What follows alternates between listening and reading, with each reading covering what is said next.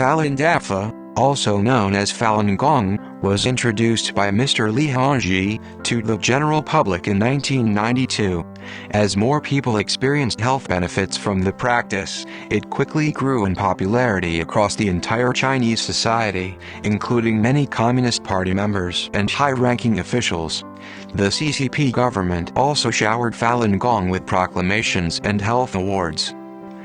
Since the start of the Great Cultural Revolution in 1966, traditional values and culture have been denounced in China.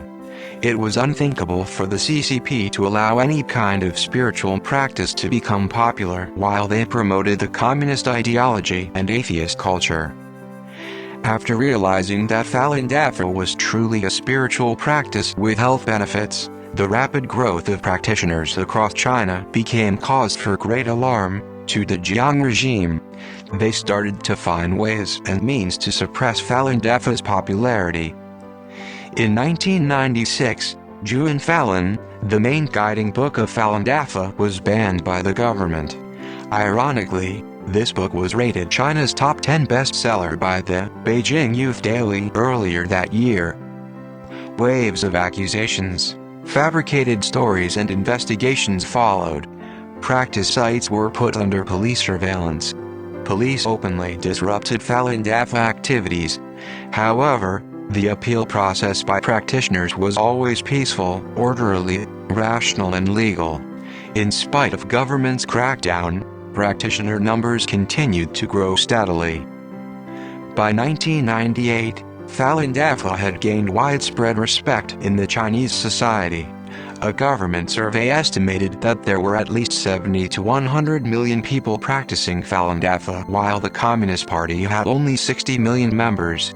These numbers shocked the Jiang Zemin regime, which then started to work overtime on new strategies.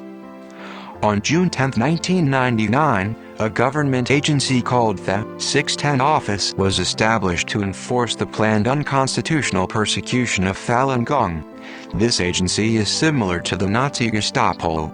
It is independent, with supreme powers and absolute in its rule.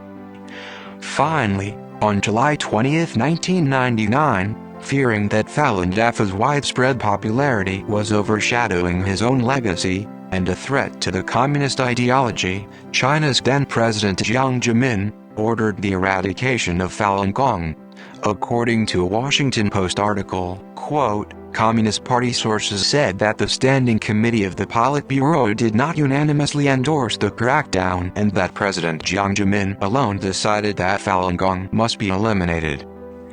Jiang unleashed the full force of the police, the army and the 610 Office to arbitrarily detain, arrest and beat practitioners. The brutal persecution targeted women, children and the elderly along with everybody else. Citizens from other countries have gone to China to appeal and have met with similar treatment. Systematic nationwide media campaigns were organized by the government to justify the persecution to the general public, demonizing Falun Dafa within China and the world over. Over 100 barbaric torture methods are used, resulting in uncountable deaths. Practitioners are illegally imprisoned, held in mental institutions, forced labor camps, detention centers, and human organ prisons. Millions have lost their jobs, friends, families, homes, and punished for their association to Falun Dafa practitioners. Hitler was responsible for genocide and mass murder of 6 million Jews. He managed to do it because people watched silently, deceived by his propaganda. Today, while life in China seems superficially normal, the CCP continues to persecute over 100 million of its citizens since 1999. However, outside of China, people have been working very hard to expose these atrocities to the international community.